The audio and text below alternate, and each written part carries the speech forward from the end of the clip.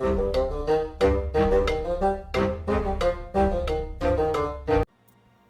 and welcome to the Creaky Cutest. I'm a Monk, and today, yes, we are back in Age of Mythology Retold, and we're going to be going over a god here, which I think is one of the most overpowered gods in the game. We're going to be talking about why they're so good and generally just how to use them. Now, we do have an active and growing Discord, and it would be fantastic to get more of the community inside the Discord so that we can set up more multiplayer matches, because multiplayer is where Age of Mythology really comes to life. You can find the link for this down in the description of the video.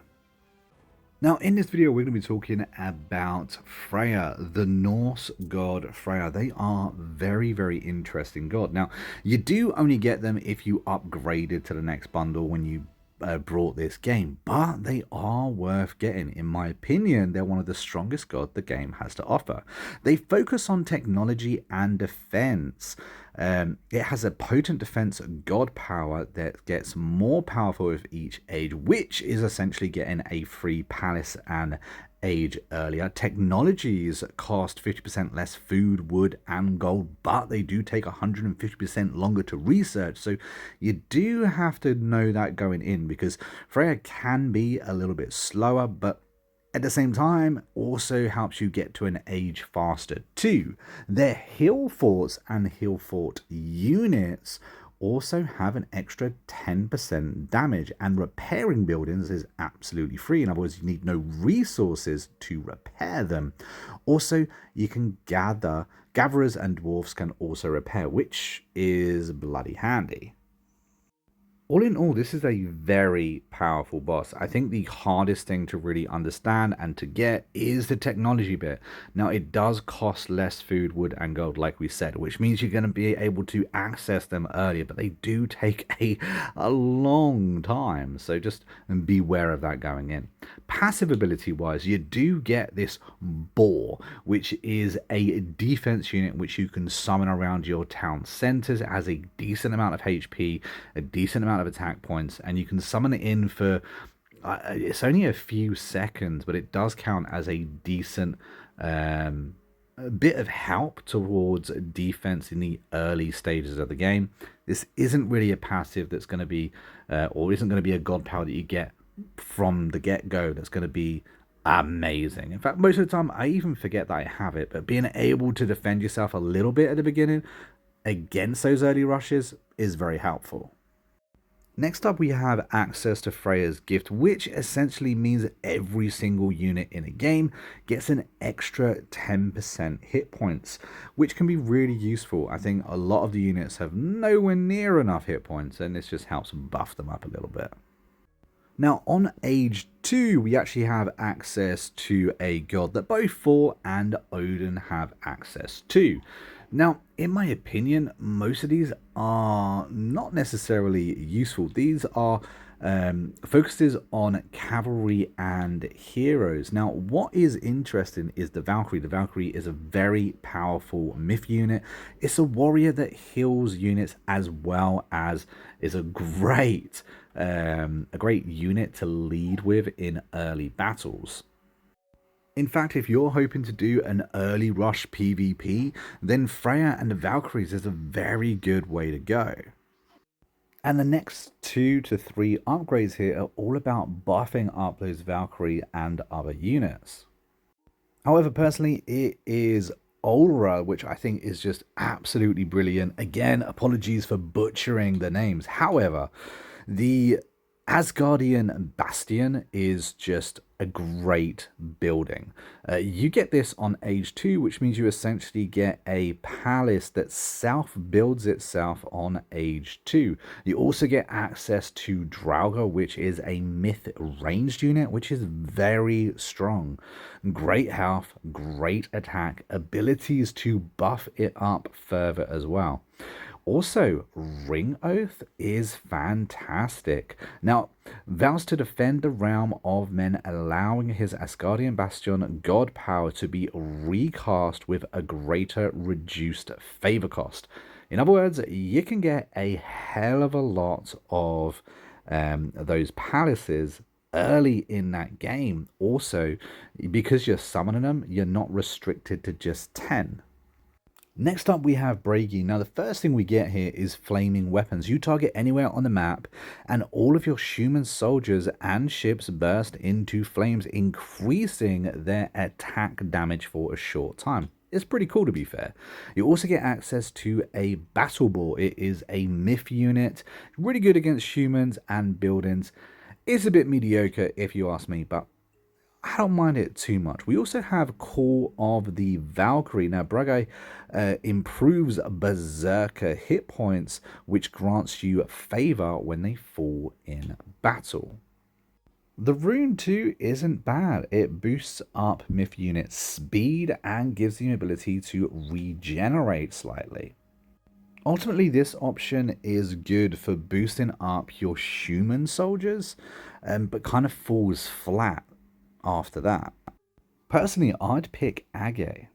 Here we get the ability to pick Tempest, which you target a location, it unleashes a vicious hailstorm, it damages the people and reduces their attack speed. You also get access to a rock giant, which is a myth unit, which is very good against buildings, very good against humans.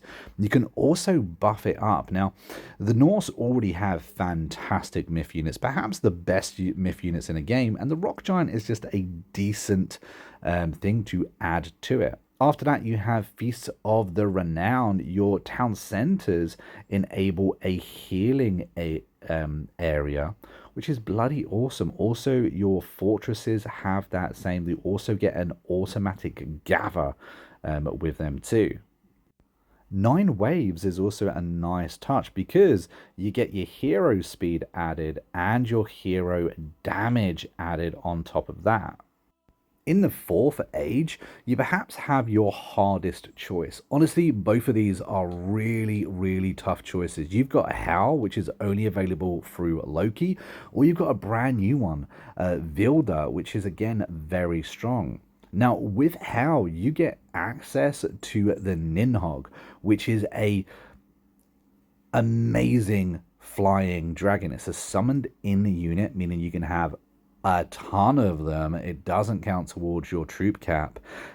These things are flying, fire-breathing dragons, the best air unit in the game. You also get access to all of the giants, fire, frost, and mountain.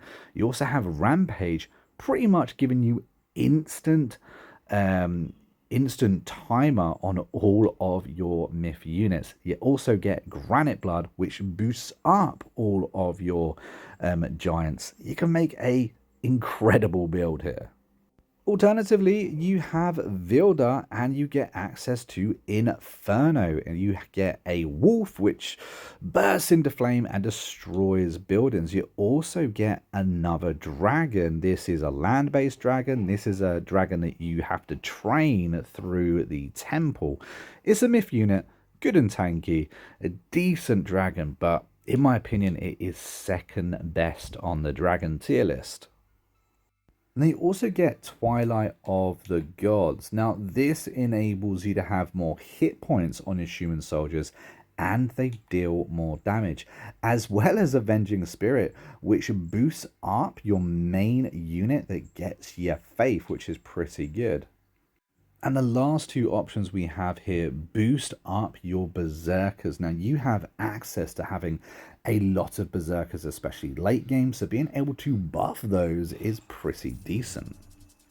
Now, actually playing as the North can be a little bit to get used to. We have an ox cart, which is essentially what our villagers actually put all of the resources in. It's also where we can do all of our upgrades. You can build multiple ox carts, and I'd recommend every group of villagers has an ox cart to dump into.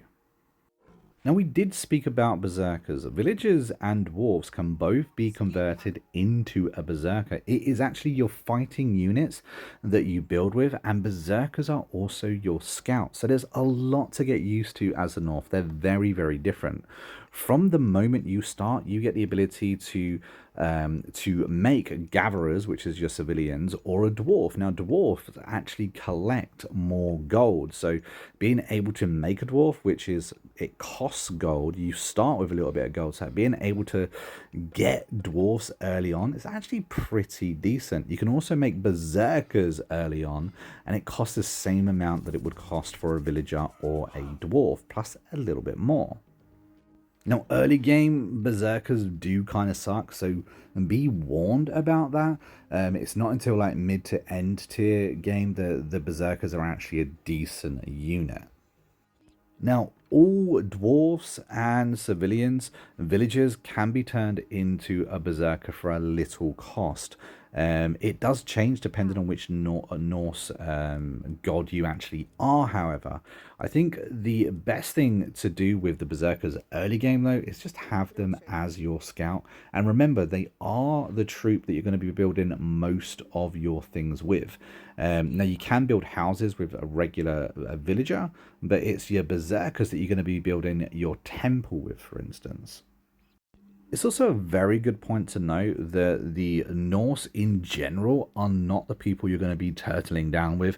And building up defenses, you can absolutely do that, especially with Freya because of the Bastion that she has. But the walls that they have only upgrade once. I think the most health they can get is around 1200 health. Really isn't a lot, and can be destroyed very, very quickly.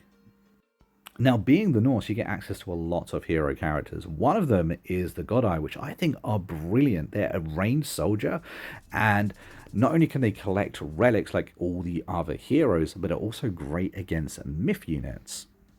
I also use a lot of raiding cavalry because they're very good against siege weapons. Ultimately, my biggest tip for creating an army as any race is just have a bit of balance. But I really love how the Norse just have access to so many heroes. You are pumping out hero after hero after hero as the Norse. And as we're talking about heroes, the first hero you have access to is actually available within the temple, one of the first buildings that you will build.